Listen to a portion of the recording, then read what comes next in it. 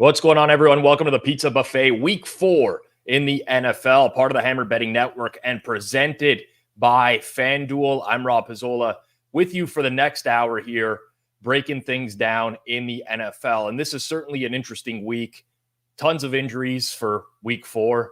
We got through week 1, 2, and 3 with, some injuries, but nothing like what we're seeing today in the NFL. So certainly a lot to break down over here. Appreciate all of you in the chat this morning. Morning, Patrick, Free 88, Kyle Lamb, Taylor Harris, a lot of the regular crew. Good to see you guys in here.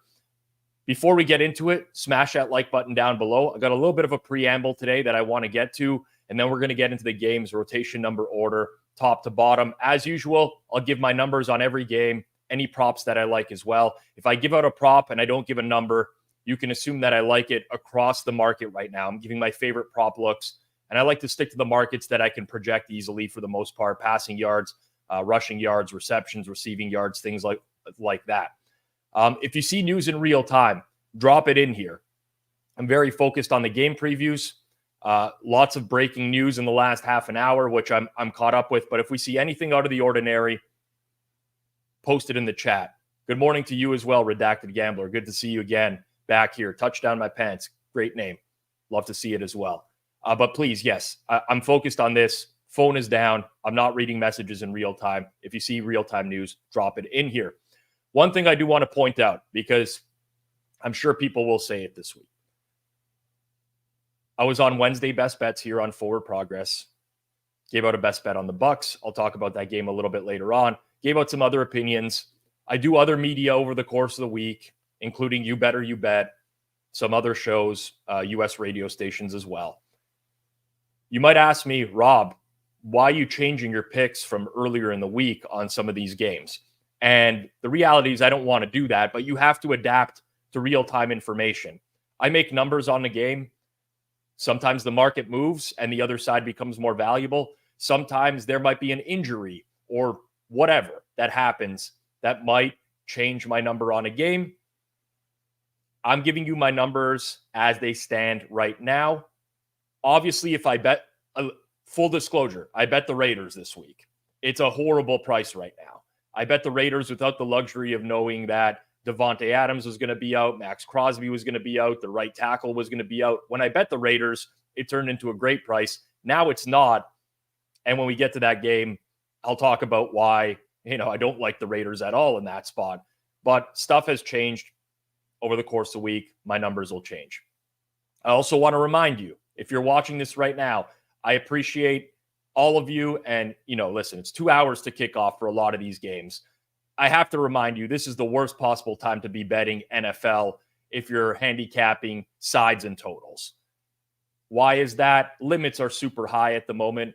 Sportsbooks are getting more confident in their numbers. Try to bet earlier in the week. Obviously, you have situations where you might make a bet. You don't know about an injury situation. It screws you over. Sometimes they'll make that bet and there'll be injury information on the other side that helps you as well. So keep that in mind, but try to get your bets in earlier in the week. We do a lot of content here on Forward Progress. Hitman has a prop show out on Saturday, which dropped. We have Wednesday Best Bets. We have the early look on Monday for the upcoming week as well. Try to do that. Finally, before I get into the first game here, there's a lot of pros versus Joes stuff today, sharp versus square. I don't buy into that. For those of you who've watched this for a long time, I don't believe in the fade the public strategy, because when you're fading the public to be on the same side as the sportsbook, you're not getting the same number as the sportsbook. You have to pay a premium to be on the same side as the sportsbook. I'm a guy, and since I've been betting for a living, make my own numbers, bet my own numbers. I stay clear of the noise. I don't care. If I'm on a public side, I don't care. A million people told me last week, you can't bet Kansas City in prime time. This is like the bailout Sunday night football special of the week. Everyone's going to be on the Chiefs. And then they covered. It happens. Sometimes the public side won't cover. But to me personally, that doesn't matter. Situational spots. I've heard this a million times this week. Generally speaking, when you bet the NFL, you want to buy low, sell high. It's no different than trading another market. The problem is you have to account for the number. I think the NFL market is evolving. A lot of the things that would have worked 5 years ago no longer work now. Look at how early some of these lines move.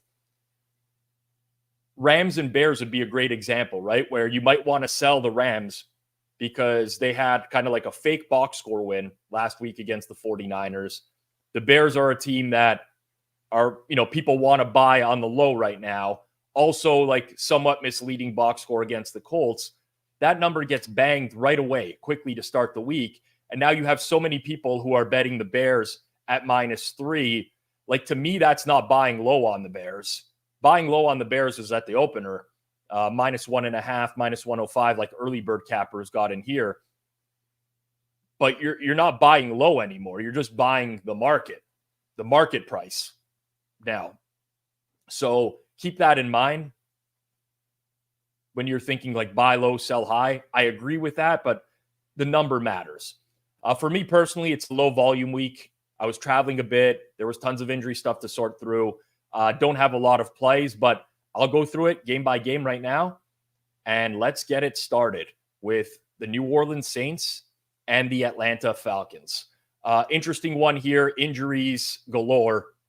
Alvin Kamara is expected to play. Chris Olave is expected to play. I don't know about wide receiver 3, Cedric Wilson, right now for the New Orleans Saints. Eric McCoy, their center's on IR. Their right guard, Cesar Ruiz, is out. Middle linebacker, Demario Davis, is out. So ugly injury report for the New Orleans Saints. All of this is factored into my numbers that you see up on screen right now. Atlanta, Drew Dahlman, their center, goes to IR. Their right tackle, Caleb McGarry, is out. But certainly a better injury report overall for the Falcons than the Saints. When Eric McCoy went down last week against the Eagles, the Saints' pass protection completely fell apart. Jalen Carter had a huge game. They just couldn't get anything going offensively, especially down the field. You think of the Saints' offense in the first 2 weeks of the year, lots of downfield shots.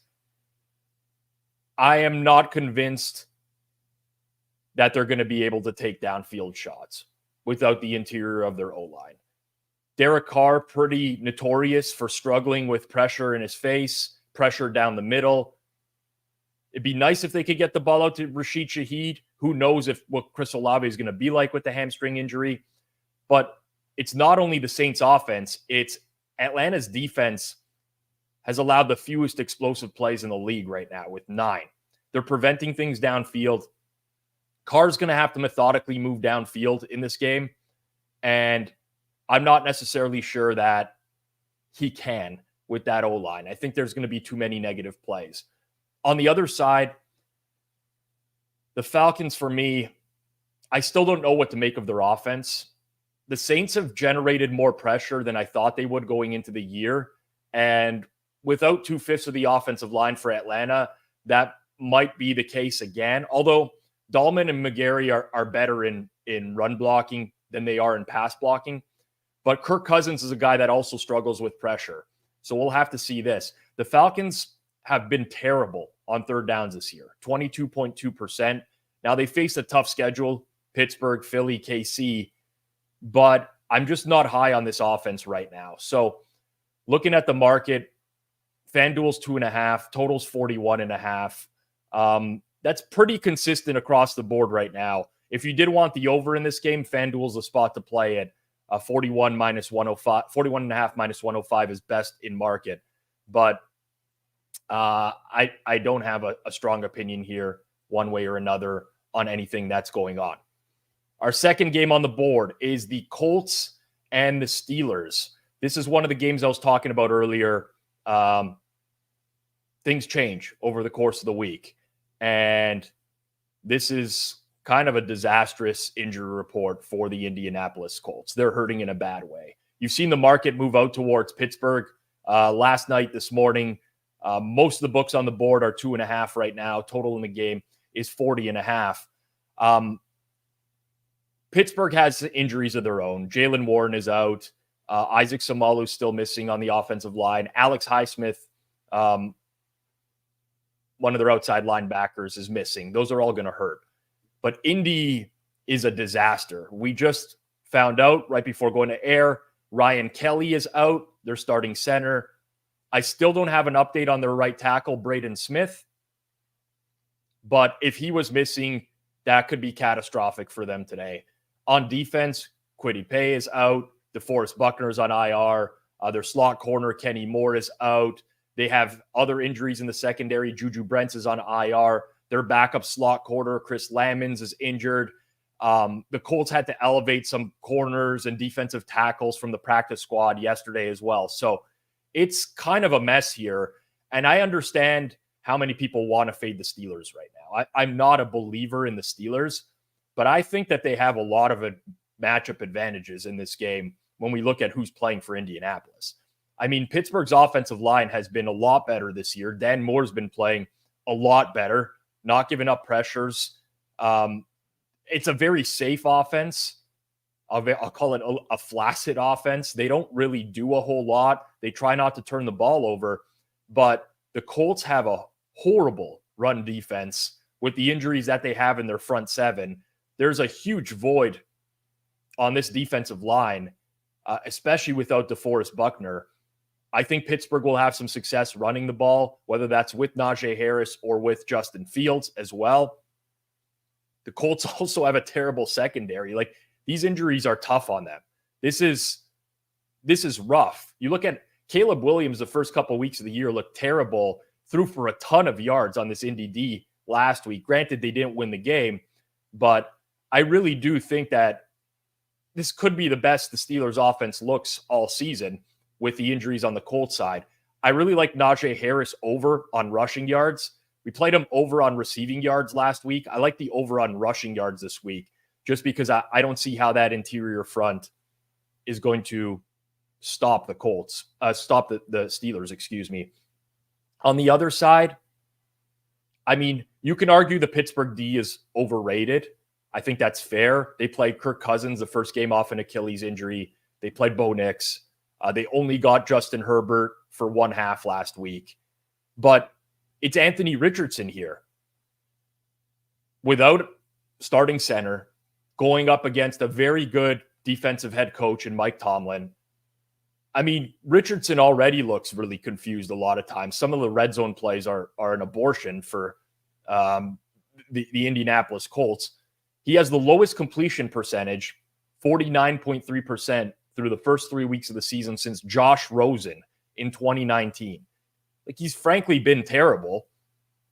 They had a 34% success rate on offense against Chicago last week, pretty much in the same ballpark as the Steelers defense. I mean, the reality is they're going to have to find a way to get a running game going, but this is strength on strength. Pittsburgh's run D is really good. They've been the best in the league against the run. So I fully agree with the move towards Pittsburgh. But I don't know. I mean, it's just challenging for the Colts to really overcome this. It's really challenging for the Colts to overcome this. All right, Jacksonville and Houston. Interesting game. The market has moved off of the sixes across the board. Actually, that's not true. We have a few sixes popping back up. So a little back and forth action here. I make this 5.3, 44.6 in this game. Lots of injuries to talk about here as well. It's a theme for the week. Gabe Davis is expected to play for Jacksonville, but Evan Ingram is out again. On defense, I always butcher his name. Olowokon is out. Devin Lloyd expected to play at middle linebacker. We'll have to watch that. Some injuries in the secondary. We know Tyson Campbell's on IR. Jarian Jones is a game time decision here. Darnell Savage is out at safety. For Houston, Joe Mixon looks like he's out again. Dameon Pierce out again. Tank Dell out again. On defense, Jimmy Ward out at safety. I want to start with the Houston offense in this game because that's kind of where I'm getting to my number. I think Houston's offense is very largely overrated right now by virtue of what they did a season ago. I'm a big fan of CJ Stroud, but the play calling here has been brutal. Bobby Slowick has some real bad play calling, especially on early downs. Houston's average third down distance this year is 9.4 yards. They have a lot of negative plays. They're taking a lot of pre-snap penalties on offense. And it's really hard to overcome that when you're consistently shooting yourself in the foot. There's a reason that this team hasn't covered a game yet this year, and it's because the offense is struggling way more than people actually think. Now, Jacksonville plays a high rate of cover one. There's only one team in the league that plays more than 50% cover one this season. That's the Jags. CJ Stroud, 38% success rate against cover one this season. If you go back to the start of last year, he's been league average against cover one and basically well above average against every other defensive package. He's also struggled when he hasn't been blitzed this year. Jacksonville, a low blitz rate team, 17% of the time, bottom 5 in the NFL. So I don't like the Jags D, but I think that it kind of balances out here with how bad the Houston offense has actually looked. At some point, they'll get it together, but they need to get more early down passing and less negative plays. The Jacksonville offense, like what more can I say? I mean, I can just talk about Jacksonville as a whole, but we're very quick to remember what we saw last. What we saw last was them getting blown out by the Buffalo Bills. The Bills are a powerhouse right now. That's well within the realm of possibility for anyone who goes to Buffalo. Played a close game against Cleveland. They should have beat Miami, fully healthy Miami at the start of the year. The Travis Etienne fumble out of the end zone. I don't quite think the Jags are as bad as they looked in Buffalo last week. So I'm coming in right around market here right now. I think it's just a combo of both teams where, as much as I hate to say it, Jacksonville like slightly underrated, Houston a little bit overrated. But until like you need one of these teams to win by margin, and until you get a good offensive performance out of Houston, I find it challenging to lay those types of numbers with the Texans right now. All right, before we get into our next game, kick off this NFL season with a win on Fanduel, America's #1 sportsbook. I'm personally a big fan of Fanduel. Love the product. Easy to use, easy to navigate, tons of bet types. And right now, all customers get a profit boost every single NFL game day today. Bunch of profit boost options. There's an anytime touchdown profit boost token. There's a same game parlay profit boost token. And there's a parlay / same game profit boost token as well. So I use these pretty regularly. Don't laugh them off. They're one way to really get any bet to be plus EV. So if you are playing SGPs, anytime touchdowns, make sure you take advantage of those tokens today. FanDuel has tons of ways you can get in on the action. You can bet money line, spreads, player props, and a whole lot more. Plus, with super simple live betting, lightning fast bet settlement, and instant withdrawals, FanDuel makes betting on the NFL easier than ever before. Visit FanDuel.com/forwardprogress to download FanDuel today. You must be 21 plus and present in select states or 18 plus and present in DC. Opt-in is required. Bonuses are issued as non-withdrawable profit boost tokens. Restrictions apply, including token expiration. See terms for both offers at sportsbook.fanduel.com. If you have a gambling problem, call 1-800-GAMBLER or visit fanduel.com/RG. Call 1-888-789-7777 or visit ccpg.org/chat in Connecticut or visit marylandgamblinghelp.org in Maryland. Hope is here. Visit gamblinghelplinema.org or call 800-327-5050 for 27 support in Massachusetts, or call 1-877-8-HOPE-NY or text HOPE-NY in New York. And we're very serious about problem gaming here. So make sure that you do, if you have issues, utilize the numbers that are available to you, because there's nothing worse than continuously losing. Chasing losses can be a real challenge to go through something like that. Okay. Keeping it going. Minnesota, Green Bay. Looking at the market now, there's been a little bit of movement here. So we saw some Green Bay threes. Minnesota getting popped in some spots as well right now. We're in like an in-between 2.5, 3 number, which is kind of where I'm at right now. Jordan Love is playing and starting from what's been reported today. Jair Alexander is out for Green Bay. They also have a backup depth corner, Carrington Valentine, that is out as well. So thin in the cornerback group today for Green Bay. Great head coaches here. I'm really, really interested and excited for this game just as a fan of football. What Matt LaFleur has done is amazing considering where Malik Willis was, thrown away at the beginning of the year by the Titans, looked horrible with Tennessee, game planned them to success. KOC, Brian Flores, they got Minnesota humming as well. I do want to start with the Minnesota offense because Green Bay's defense really showed up last week against Tennessee. They sacked Will Levis 8 times. I don't think that's happening here with Minnesota today. For one, Minnesota has a much better offensive line, good starters at tackle, a smarter head coach in terms of scheming. But the Packers really don't possess much of a pass rush right now. There's only one player on their roster that has a pressure percentage that's higher than 10%. That's Devontae Wyatt. Rashawn Gary's off to a slow start. We'll see, the impact of playing at home here for Green Bay and if they can get the pass rush going. But so far, I don't know. I'm also interested to see how Minnesota's offense travels to the road because we saw them week 1 at the Giants and they played really well, but that's the Giants defense. And the last couple weeks, for anyone who's been watching, that home field in Minnesota is enormous. Very loud. Houston had a series last week where they had like 4 consecutive pre-snap penalties on offense because of the crowd noise. Let's see if that Minnesota offense can travel here.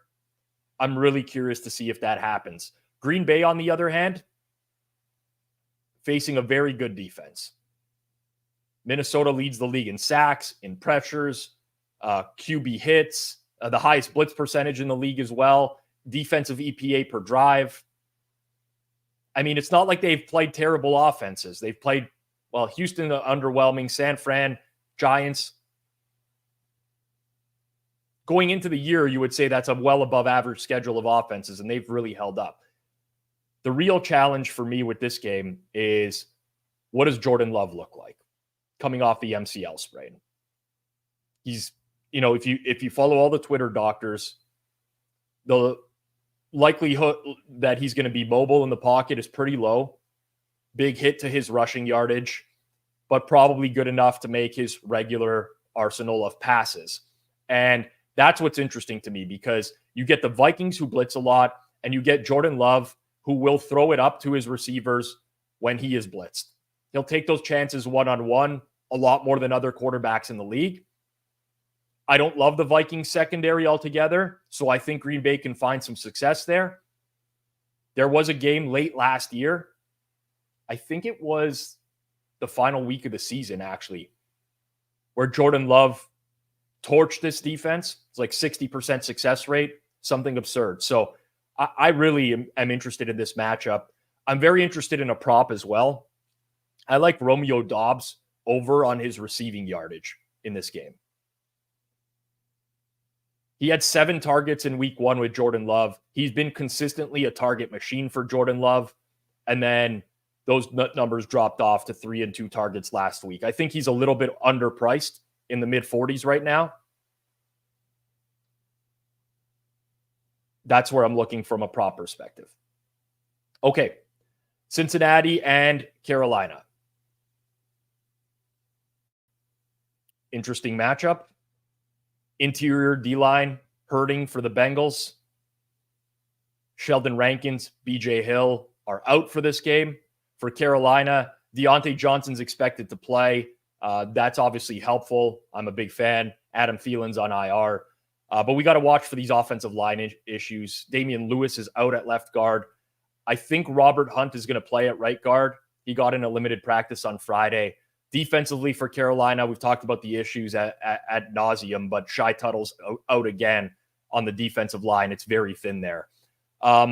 Market kind of was like back and forth on this game over the course of the week. A little bit of an off-market price here at Fanduel. If you like Carolina today, you should bet it at Fanduel.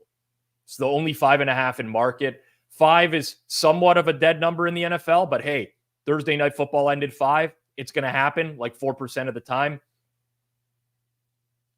I also lean very strongly to the over in this game. I understand that there's been a lot of market opposition.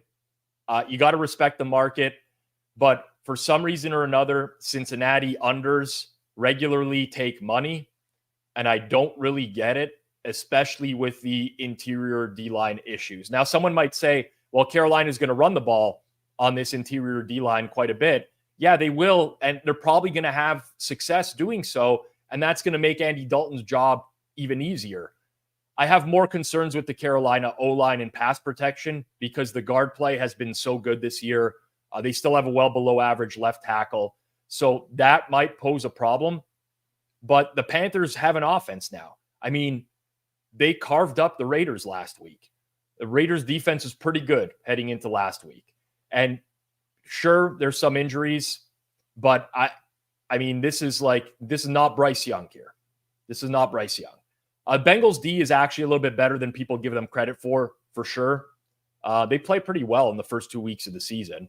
They kept the Patriots offense in check. Not that that's anything particularly special, but they held KC's offense in check as well.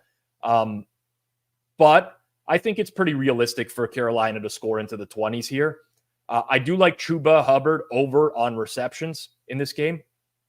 I think there's a lot of game states where Carolina is chasing the game and Chuba gets a bunch of dump offs. So I'm at the 2.5 over -125. I really like that. But I still think the game over is the best look. And that's because Joe Burrow is very likely going to feast in this match. Like, the Panthers defense is incredibly bad. Forget about the Raiders. The Raiders are the Raiders. They can't run the ball. They can't do anything offensively. The Panthers are very, very different. The Bengals are very different. Carolina runs a cover 3 defense.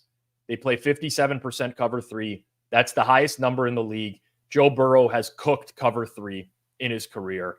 But you look at the Bengals offense, I mean, they're top 5 in EPA per play. They're top 5 in average drive distance, in drive scoring percentage, rushing success percentage, pass completion percentage. Lots of stats are top 5 in. And I just don't think that this Panthers defense is going to pose a problem for them. So my numbers are pretty heavily skewed to the over here. It's a position I will be rooting for today. And just going to hope, fingers crossed, I'm right on that one. Before we get into our next game here, it's Rams and Bears. Take 2 seconds, smash that like button down below. If you're enjoying the content here as well, click that share button, get it out on your social streams. It's one of the easiest ways to help us grow here on Forward Progress. Okay, Rams and Bears, really, really interesting matchup. Take a sip of water here. It's hard talking to yourself for an hour.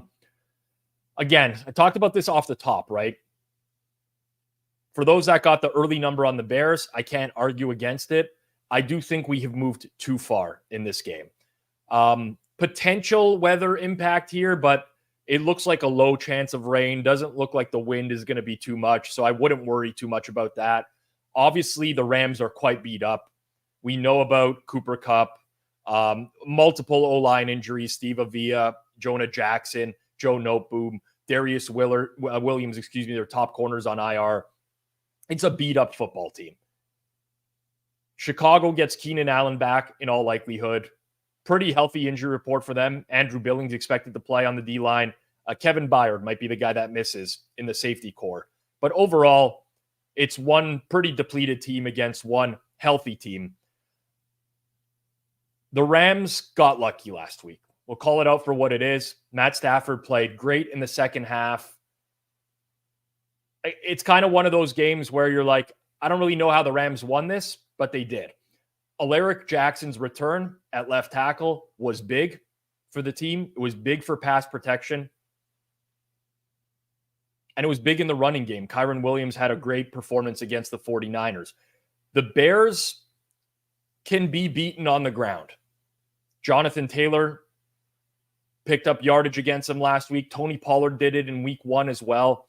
There's an avenue to success here for the Rams on the ground. If they can get it going, it opens up the play action. It makes things a lot easier for them.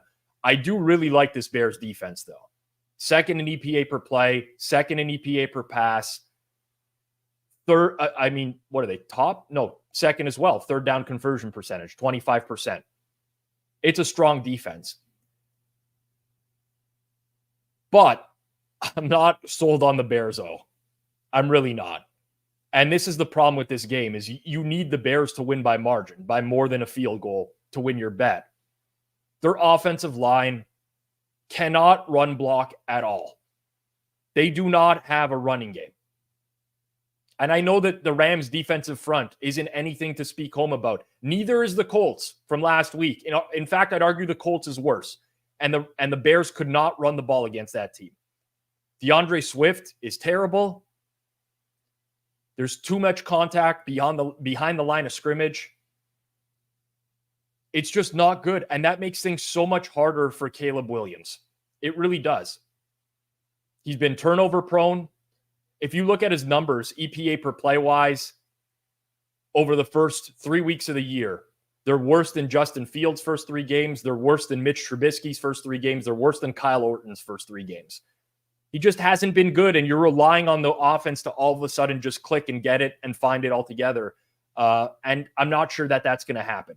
Now, this is the opponent where it could happen. Don't get me wrong. Like the Rams' pass defense is dead last in yards per attempt by a mile. Like it's not even remotely close. The gap between them and Arizona is like over a yard. They give up explosive passes, but they faced Detroit. They faced Arizona. They faced San Fran. And this is a downgrade. This is the Chicago offense. So I'm coming in less than 3. I could only play the Rams at this number. I understand like the pros versus Joes, sharp versus square. But I think the sharp play was to grab the Bears earlier. And now I think this has gone a little bit too far. So that's kind of where I'm at here. For a prop in this game, I do like Caleb Williams over on passing yards. I really do. The Rams secondary is bad. They might be able to generate some pressure. The front is okay, but the secondary is going to have a real challenge covering these receivers. And honestly, they can't run the ball. Like they can't even run the ball to close out the game if they're going to be up. They have to throw for success. So as much as I haven't been impressed with Caleb Williams, I think that number is way too low. Like really low. My personal opinion. We will see. Thank you for everyone pointing out the injuries in the chat. Keenan Allen confirmed in. We got that one. Jair out. Yep, we got that one as well. The Bucs punter is inactive. I cannot wait. I cannot wait to see the shit show that is going to be that game. We'll get to that one here shortly, but let's move on to the Broncos and the New York Jets coming up here. Interesting matchup. Kind of like no notable injuries here for Denver. One of the healthiest teams, I'd say, going into this week. Morgan Moses, the right tackle for the Jets, is out. They're also going to be missing CJ Mosley again at middle linebacker. My numbers lean pretty heavily towards the under in this game. Looking at the market across the board right now, we got some books out to 8. Fanduel still in the 7.5 minus 115 range for this one. But yeah, pretty strong lean to the under. I think a lot of it has to do with the pace at which the Jets offense plays. But I'll start with the Denver offense here because Bo Nix looked great last week. This is a much different test than Tampa Bay's defense with like all their key players out. The Jets have very good corners. It's going to be a real challenge for the Denver receivers to get any separation. The Jets have also been able to put a ton of pressure on the quarterback. You go back to that game against the Patriots Thursday Night Football.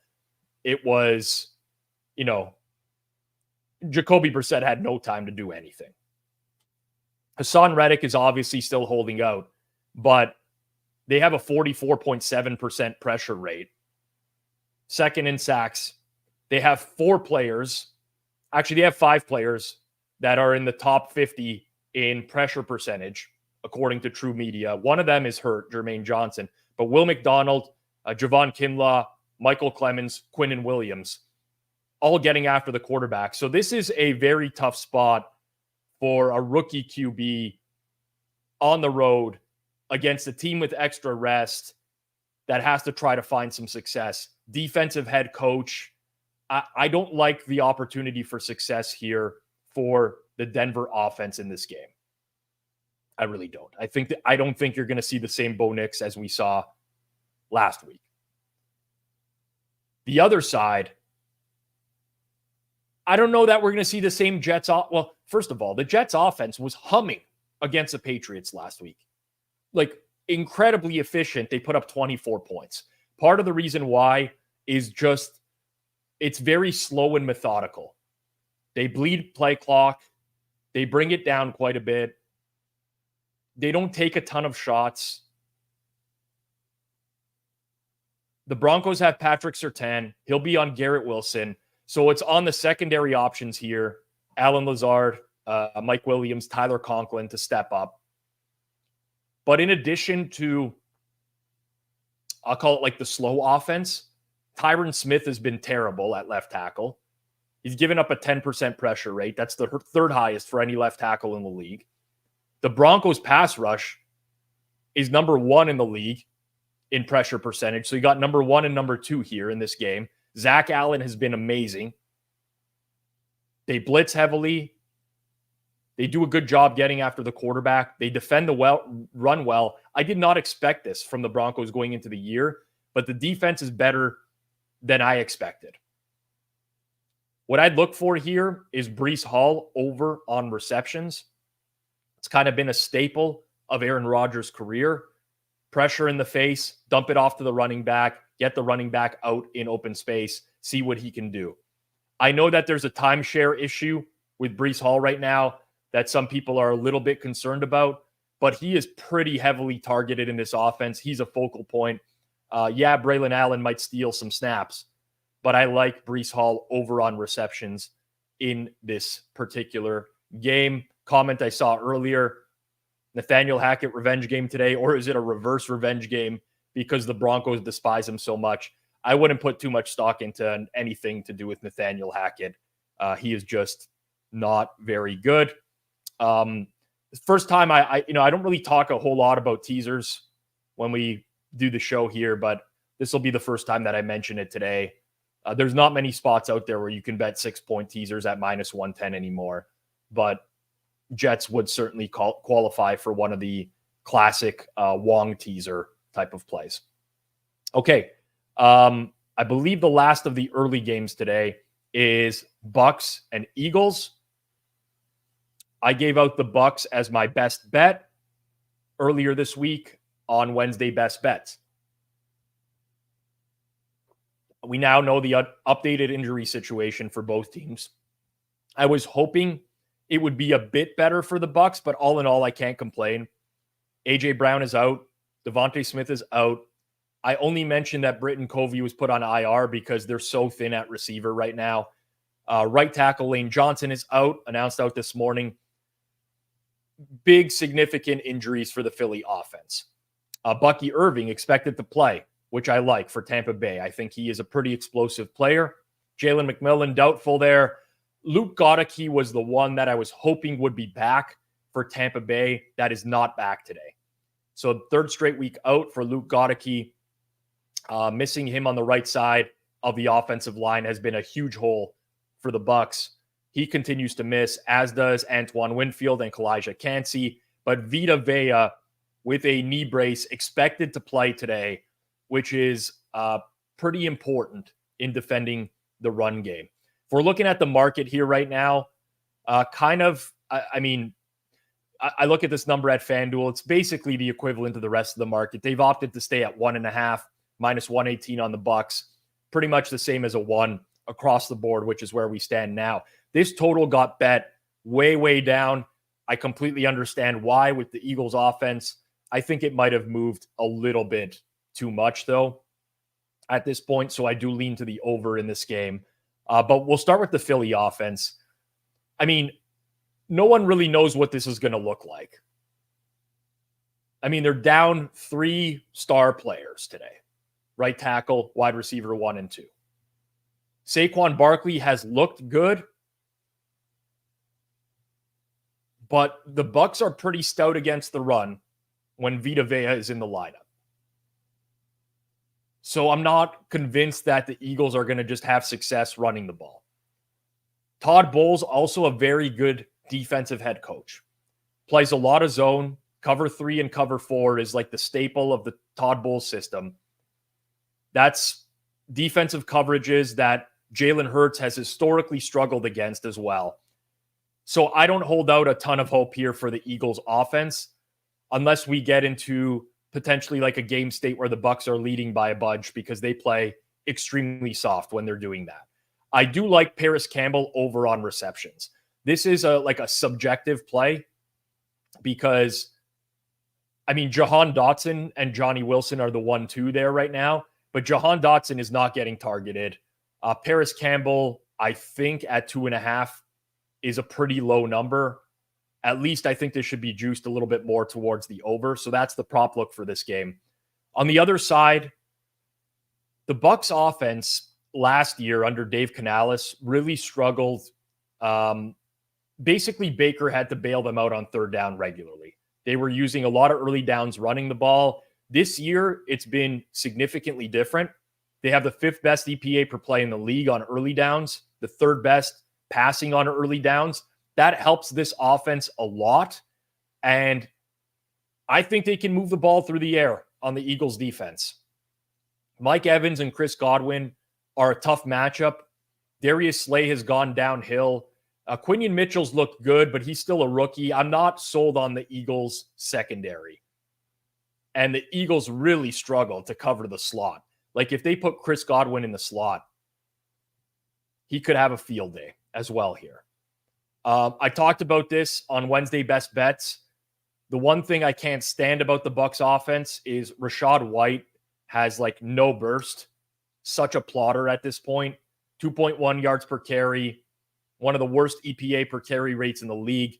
Bucky Irving, if we can get some split snaps there, you know, listen, it's running back carries or whatever, but you have some explosive plays out of the backfield instead of Rachaad White. Question is, can Tampa's O-line hold up? There's going to be some pressure in this game. The Eagles are 6th in pressure percentage. They can get after it, although some of that is skewed by Eric McCoy going out at center last week for the Saints. But they haven't been able to translate pressure into sacks so far this year. That's been a problem for them. And this is something that Baker Mayfield excels at as well. So I still think it's Bucs or nothing, but I would have loved Luke Goedeke there at right tackle. Okay, keeping it moving here. Washington and Arizona. Been a little bit slow today, very long-winded, so I'll try to work through some games that I don't have strong opinions on a little bit quicker. Austin Eckler out, running back 2 for Washington. Cleveland Farrell out on the D-line. Nothing significant there. Trey McBride out for Arizona. I think that would be more significant had they not been playing Washington this week. Kelvin Beachum expected to return at right tackle. So, I mean, Kelvin Beachum is terrible anyways. Still a downgrade from Jonah Williams, who's on IR. Again, this is one of those games where in the past, yeah, I would be looking to fade the Commanders coming off this extremely impressive primetime performance that so many people watched. Like this would be the spot, right? Like buy low Arizona, losing to Detroit at home, sell high Commanders. But look at where the price opened in this game and like where the market is now. I mean, I don't really think there's that much of a big difference between these two teams. Washington, horrible defensively for sure. Don't get me wrong. Much worse than Arizona, who's a bad defense. But I I can't lay it with Arizona in this spot. Market's 3.5 across the board. Total's been bet down, like 50.5 all the way down to 48.5 at Fanduel as well. I'm kind of in between where it was to start and where it is now. Big thing for me, Washington's offense is so good at avoiding negative plays. Like, they haven't punted in 2 games. Jaden Daniels is number 2 EPA per dropback in the league. He has only 1 turnover-worthy play. They haven't turned the ball over this season. This isn't a good Arizona defense. They have huge problems in the secondary. They can't generate pressure on the quarterback unless they're playing the Rams. I don't think there's a huge path to success here for the Cardinals to stop them. Now, on the other side, you got the same issue. The Commanders' defense is terrible. They get no pressure. I mean, they give up third downs at a 61% rate. It's almost impossible to do that. Dead last EPA per play, dead last points per drive, dead last expected points per drive. Like, look at the metrics in their last everywhere. But I'm a big believer in what the offense is doing right now. And there's going to be a lot of situations here where even if Arizona is scoring quite a bit, Commanders will move it offensively. Backdoors open the entire game. I'm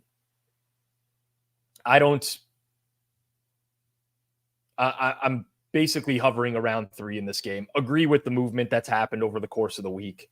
And, fingers crossed, Jaden Daniels just continues on. New England and San Fran. Ugly game. New England's O-line. Left tackle out again, Vidarian Lowe. We don't know if the backup is playing Caden Wallace. City Sal is expected to play at guard, which is nice because Michael Jordan is out. Offensive line injuries across the board. Injuries in the secondary. I don't know if Jonathan Jones is playing yet. Alex Austin, who's a depth corner for them, is out. So it's kind of ugly for New England, whereas the situation's improved for San Fran over the course of the week. Debo's in. Trent Williams expected to go. George Kittle in, obviously, as well. So, in a lot of moving parts here. I'll start with the San Fran offense.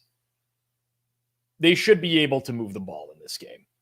I don't know, because you might get like a little bit of rust factor. This tends to happen whenever you have like cluster injuries on offense and guys return. There's like a small performance downgrade. But the way that the Jets attack the New England D, San Fran can kind of do the exact same thing. Death by 1,000 cuts, run the ball, efficient passing attack. Middle of the field should be wide open because the Patriots have given up a ton over the middle of the field this year. I think that's working for them. On the other side, Javon Hargrave is out for San Fran. They're struggling at defensive tackle now. They lost Eric Armstead in the offseason as well. Hargrave had a 13.3% pressure rate. That was basically the same as Nick Bosa this year. And San Fran was not blitzing a lot. So it'll be interesting to see if they start to send the blitz based off of what we saw the Jets do against New England last week. I don't have a strong feel here one way or another. My gut says San Fran's going to blow them out and win by margin, but number is the number in the game. My look in the game from a props perspective is Brock Purdy under on completions. And that's purely based off of the likelihood, in my opinion, that the 49ers are able to establish a big lead in this game and just kind of run it out. They get very conservative with big leads. That's kind of like the Kyle Shanahan staple. That's one of those. Okay. Keep it going here. Cleveland and Las Vegas. I see I'm being mocked in the chat for my numbers being on market. I don't know what to do about that. I just run the numbers and they come out to where they come out. I would hope that a lot of them are on market on NFL Game Day Sunday, to be completely honest. A complete reversal in this game for me from my early week number to my late week number. Cleveland taking a bunch of money in market, in my opinion, rightfully so. We're bordering on them potentially getting out to 3. If that happens, I'll have to have a hard conversation with myself as to whether or not I want to further expose myself on the Raiders. The answer is probably no. I do lean to the under, despite it being quite low in this game as well. Cleveland has injuries of their own. Can't absolve them of those. David Njoku is out. Their O-line is a disaster. They're without starting left tackle and right tackle, Wills and Conklin. Wyatt Teller, their right guard, is on IR. Potentially could be without Jordan Hicks, middle linebacker. But Las Vegas late in the week, all these injuries poured in. Devontae Adams, hamstring injury. Hamstring in quotations. I don't know. Michael Mayer, tight end 2, is out. Their right tackle, Thayer Munford, is out. Max Crosby is going to be out. They put Malcolm Kuntz, their other defensive end, on IR.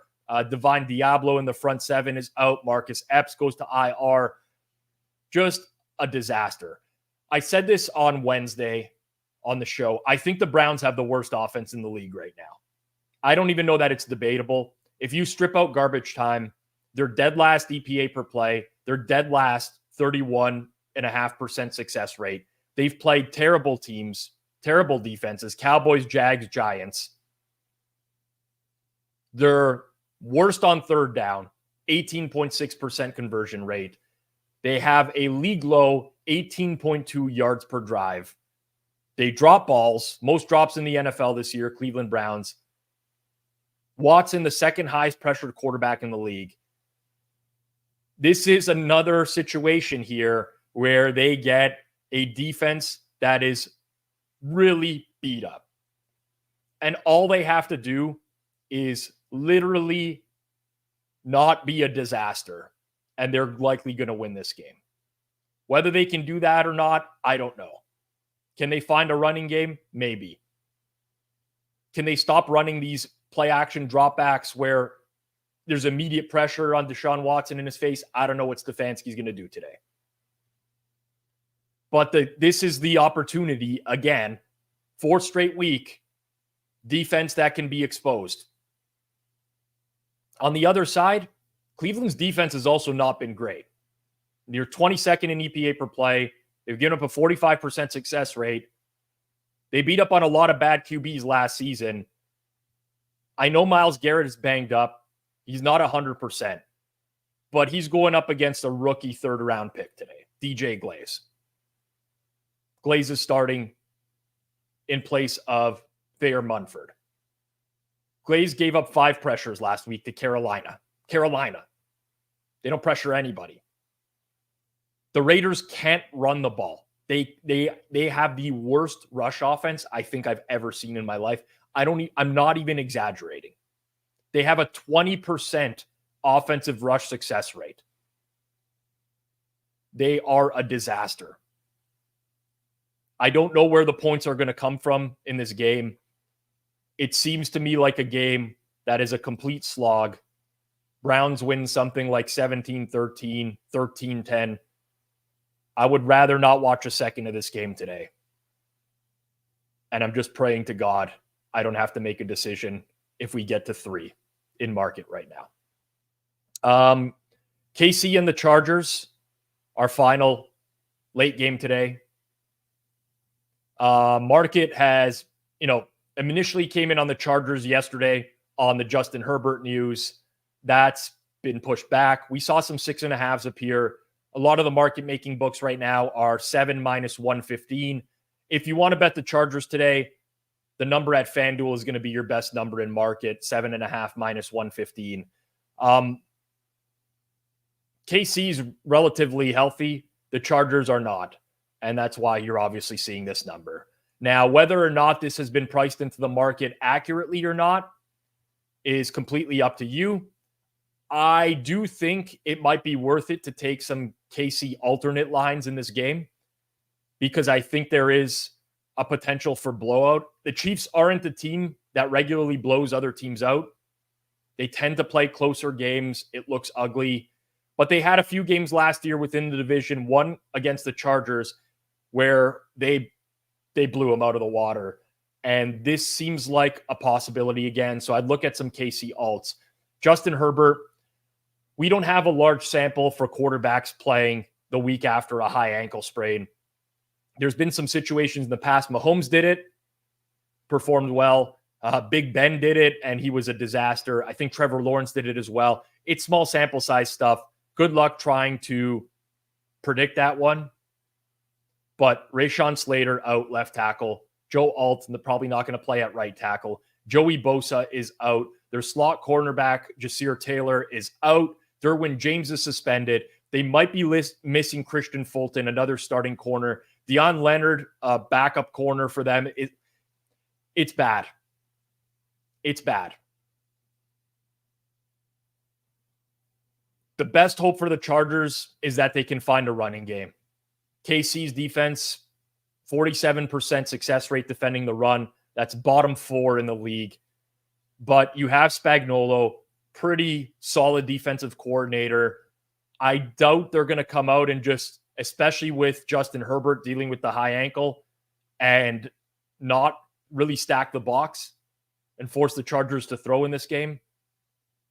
KC's issue this year offensively has been their left tackle position. They benched, I'm going to butcher his name, so I'm not even going to say it. They benched the rookie last week. Wanya Morris came in at left tackle, only gave up a 4.5% pressure percentage rate last week. Jawan Taylor solid on the other side. You're down Joey Bosa on one side. I know like this is like home dog getting more than a touchdown. You want to bet them in this type of situation. I would have a real problem clicking a number on the Chargers. For a prop look, I actually like Patrick Mahomes under pass yards.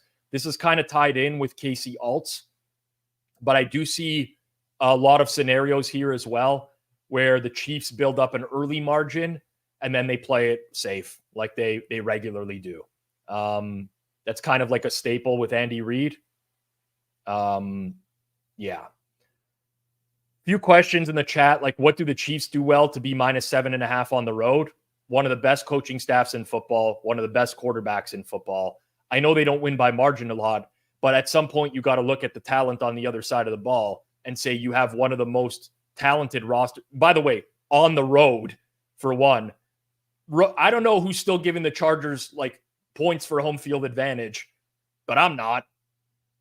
Like they're using silent counts at home. This is not a home game for the Chargers, right? So a lot of that comes into the equation, in my opinion. Let's end it up. Sunday Night Football. Ravens and Bills.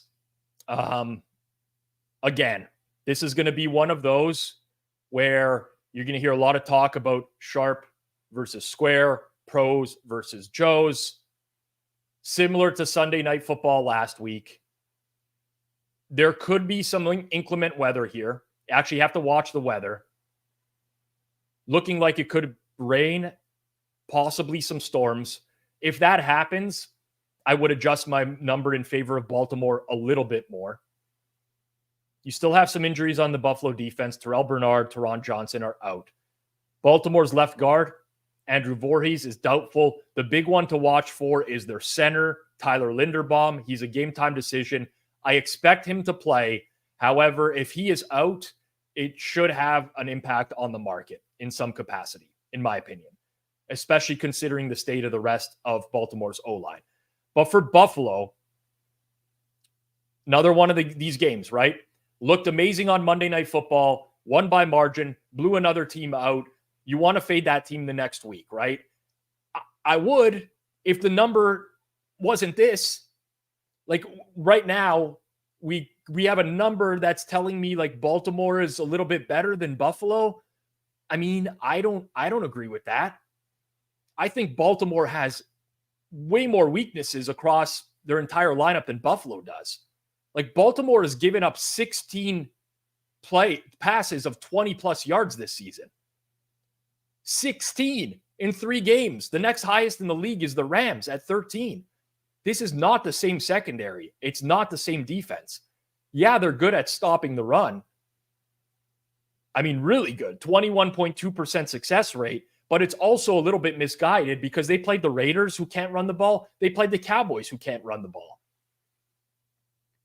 So I think Buffalo's still going to be very successful offensively. They have dare I say it, the best quarterback in the game right now. Playing the best, at least. Leads the NFL in EPA per dropback, total quarterback EPA. This is one of the best starts we've seen in my lifetime from a quarterback, and he's getting 2.5 points against a defense I don't believe in. From a prop look on the Buffalo offensive side of the ball, James Cook over receptions. I like this. Going out on the road, dealing with the crowd noise, get the ball out to your running back in space. I think this number is a little bit too low. I have this juiced at like minus 158, fair price. A little bit higher actually right now, 161, fair price. On the other side, Baltimore had a very clear offensive game plan against Dallas last week. Run the ball, pound the rock. It worked. Lamar Jackson had to throw 15 times. It's possible that could work again. On a down-to-down basis, Buffalo's run defense is fine, 15th in success rate. But they have given up some big runs, 27th in EPA. They don't miss a lot of tackles, which is surprising, considering the injuries in the linebacking core, second fewest in the league. But the O-line, I have my reservations about the O-line, especially if Linderbaum is beat up.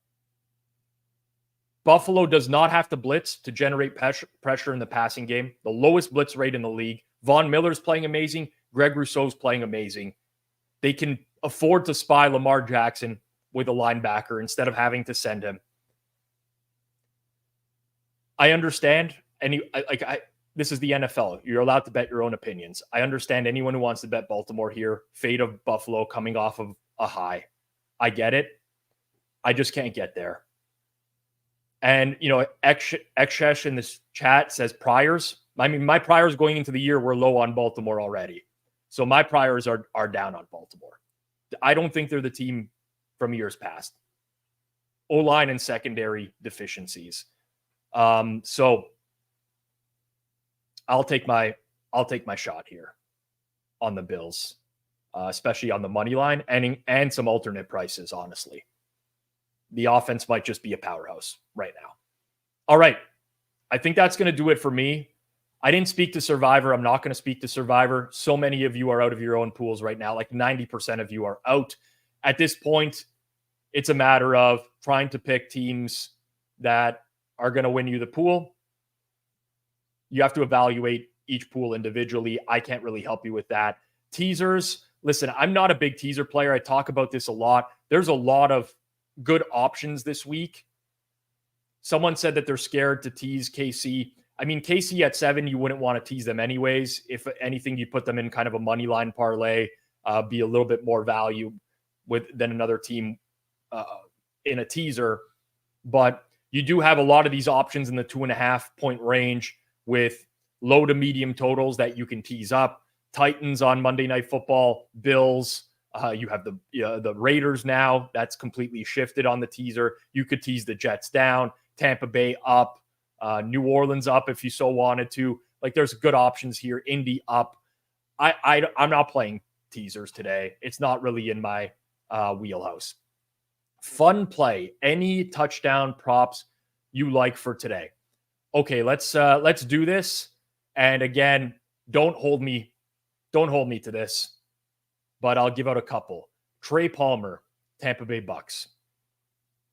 With Jalen McMillan out, I think Trey Palmer will get a little bit more run in that game, and he is possibly worth a look.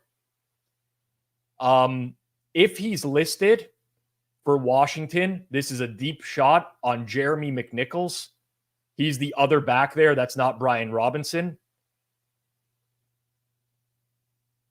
But I do expect Washington's offense to score again. Jeremy McNichols is a guy that I would be looking at. Typically speaking, I am looking for offenses that have injuries and someone else is kind of in play at this point. Possibly for the Carolina Panthers, this would be the week that I would look at Xavier Legette as well. Appreciate all of you in the chat. Great to be back here for Sunday morning. I love doing this show and love running through the ball. Producer Jason's got it up on screen. I don't know that you got to parlay them, but hey, man, 3-leg parlay on those touchdown scores, 171-1. You could play them all individually, though I do think all three of those are plus EV, although they would all be small plays. Thank you, everyone, for tuning in. As a reminder, smash that like button down below. Make sure you're subbed here on Forward Progress. And once more, if you can share our content out on your socials, get other people seeing it, that would be highly appreciated. Tomorrow, during the day, 3 p.m. Eastern time, our crew, Suma, Cleve TA, Judah, are going to break down the 2 Monday Night Football games. So stay tuned for those. Lots of injuries in the Seattle-Detroit game. Tennessee-Miami, tons to unpack now with Tyler Huntley starting. They'll break that down tomorrow for you guys. I'll talk a little bit about it tonight on the Sunday Night Football watch-along. Join me here, 8 p.m. Eastern time for Bills, Ravens. I'll be with Clive Bixby for the first half tonight, and we're going to be breaking down the openers at Fanduel as well for next week. So hopefully you can find some early value. Thank you, everyone, for tuning in. For myself, Rob Pizzola, my producer making this work behind the scenes, Jason Cooper. This has been the Pizza Buffet Week 4 in the NFL presented by FanDuel Sportsbook. Good luck with your bets today, everyone.